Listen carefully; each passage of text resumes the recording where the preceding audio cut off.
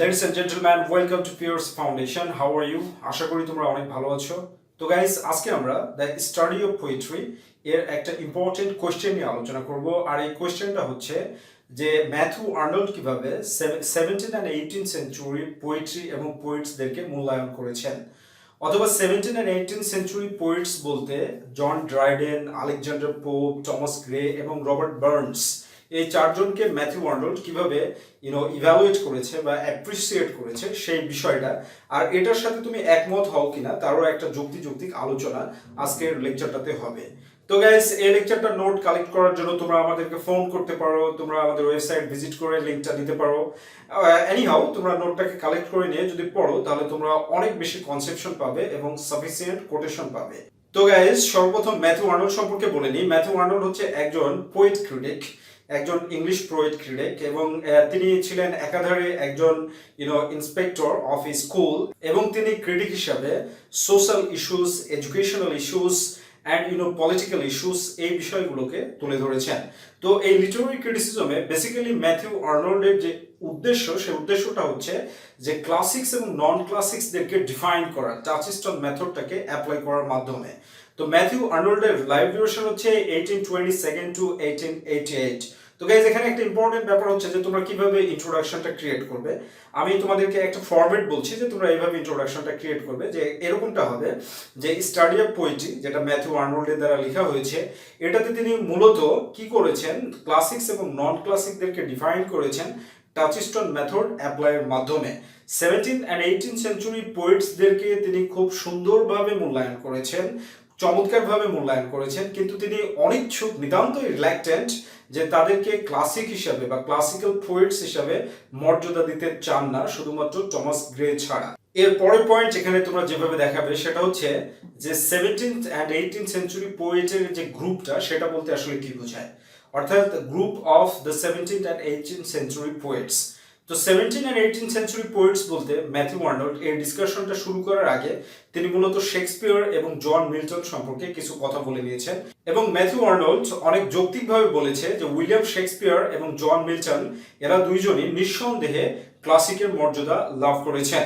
এবং এই 17th century and 18th century poet বলতে তিনি basically John Dryden, Alexander Pope, Thomas Gray and Robert Burns, এই চারজনকে তিনি মূল্যায়ন করেছেন। তো এর পরের পয়েন্ট যেটা, সেটা হচ্ছে ড্রাইডেন অ্যান্ড আলেকজান্ডার পোপ, অর্থাৎ ড্রাইডেন এবং আলেকজান্ডার পোপকে কিভাবে ম্যাথু আর্নল্ড মূল্যায়ন করেছে।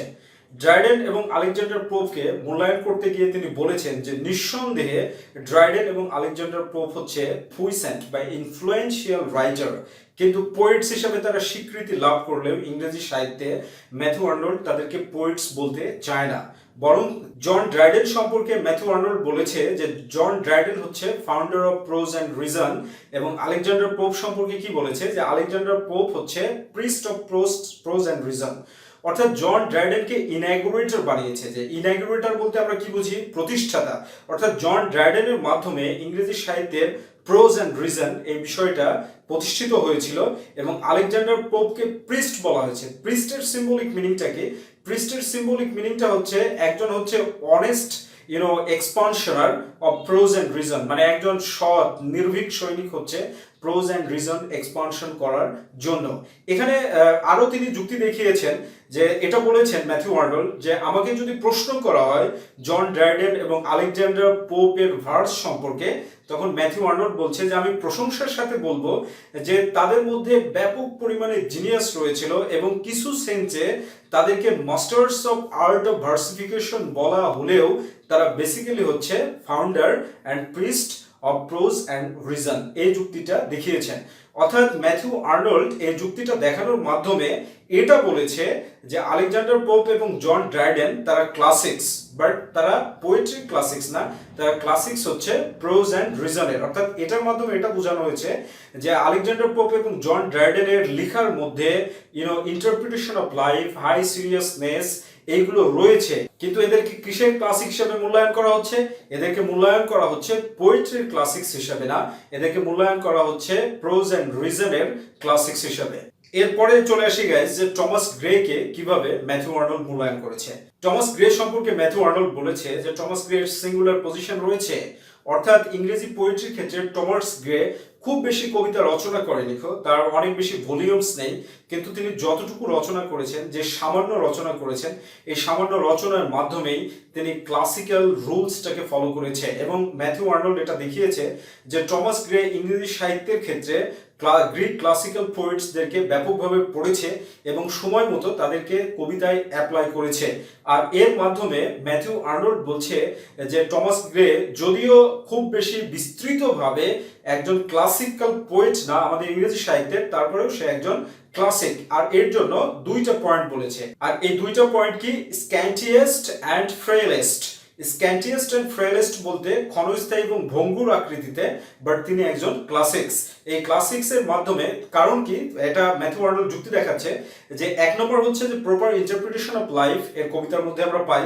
দ্বিতীয় নম্বর যে বিষয়টা সেটা হচ্ছে যে তিনি হচ্ছে এই টমাস গ্রে কি করেছে, সে হচ্ছে গ্রিক যারা ক্লাসিক্স রাইটার তাদেরকে ফলো করেছে এবং তাদের যে manners, poetic art, poetic manners, এটাকে কবিতার মাধ্যমে ফুটিয়ে তুলেছে। আমি তোমাদেরকে বোঝানোর সুবিধার্থে টমাস গ্রের elegy written in a country churchyard এই কবিতা থেকে একটা লাইন বলছি, দেখো কি লাইন সেটা। সেটা হচ্ছে the paths of glory lead but to the grave. এখান থেকে আমরা কি বুঝি? দ্য পাথস অফ গ্লোরি, এই পাথস অফ গ্লোরি বলতে বোঝানো হচ্ছে গৌরবের পথসমূহ, lead but to the grave, কোন দিকে মানুষকে নিয়ে যাচ্ছে? মৃত্যুর দিকে নিয়ে যাচ্ছে। এটাকে যদি আমরা প্রপারলি ইন্টারপ্রেট করি গাইস, তাহলে মৃত্যুর কথা মনে হলে মানুষের মধ্যে অনেস্টি, মোরালিটি, সিনসিয়ারিটি, অর্থাৎ all the positive sides of human society, negative সাইডগুলোকে নেগলেক্ট করতে সাহায্য করে থাকে। এই যে proper interpretation of life and application of life, এটার মাধ্যমে যে একটা সংক্ষিপ্ত লাইনের মাধ্যমে পাওয়া যায়, এই ধরনের এই সংক্ষিপ্ততার কারণেই কিন্তু ম্যাথিউ আর্নল্ড টমাস গ্রেকে একজন ক্লাসিকের মর্যাদা দান করেছেন। ক্লাসিকের মর্যাদা হিসাবে তিনি 19th সেঞ্চুরি বা মডার্ন পিরিয়ডে ওয়ার্ডসওয়ার্থকে মূল্যায়ন করেছেন তার প্রপার ইন্টারপ্রিটেশন অফ লাইফের জন্য। এরপরে নেক্সট যদি আমরা আসি, তাহলে যেটা আসে সেটা হচ্ছে বার্নস। এই বার্নসের পূর্ণ নাম হচ্ছে রবার্ট বার্নস। এই রবার্ট বার্নস সম্পর্কে বলছে যে রবার্ট বার্নস হচ্ছে একজন স্কটিশ পোয়েট, খুবই বিখ্যাত একজন স্কটিশ পোয়েট। একজন স্কটিশ পোয়েট হিসাবে সে কিন্তু সমাদৃত, এবং এটা মনে করা হয় তার যে অ্যাডমায়ারার্স রয়েছে, এই অ্যাডমায়ারার্সরা মনে করে কি যে রবার্ট বার্নস হচ্ছে একজন ক্লাসিক্যাল পোয়েট।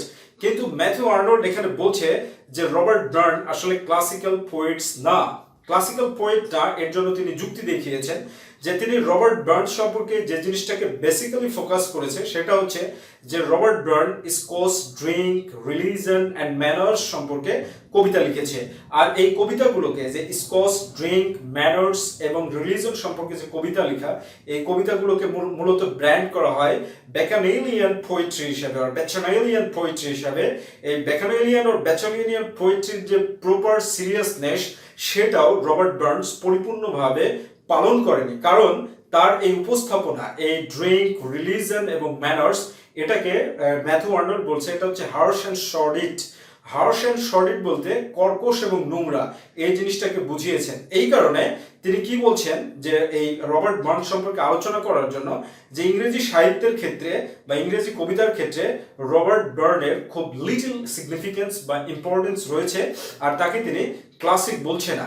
এর পরবর্তীতে তিনি আরেকটা যুক্তি দেখাচ্ছেন গাইজ, এখানে সেই যুক্তিটা কি দেখো, যে রবার্ট বার্নসের যারা অ্যাডমায়ারার্স রয়েছে, যারা প্রশংসাকারী রয়েছে, তারাই দাবি করবে যে রবার্ট বার্নস এর কবিতার মধ্যে কিন্তু ideas of application of life এগুলো আছে, that means proper interpretation of life এটা রয়েছে।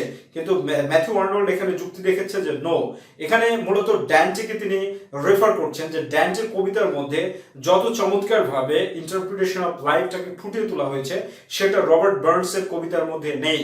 আর ড্যান্টে হচ্ছে একজন ল্যাটিন ক্লাসিক্যাল পোয়েট।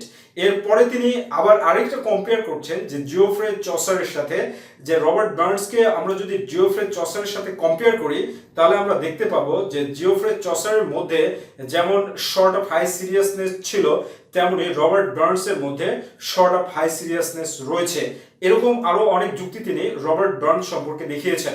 এবং 17 and 18 সেঞ্চুরি কবিদের সম্পর্কে আলোচনা করতে গিয়ে সবচেয়ে বেশি তিনি কথা বলেছেন রবার্ট বার্নসের কবিতা নিয়ে এবং এই যুক্তিখণ্ডনের মাধ্যমে তিনি এটা বুঝিয়েছেন যে রবার্ট বার্নস এর কবিতা অবশ্যই হাই সিরিয়াসনেস বহন করে না এবং তিনাকে একজন ইংলিশ ক্লাসিক্যাল পোয়েট হিসাবে আমরা মর্যাদা দিতে পারি না। এটা হচ্ছে বিষয়।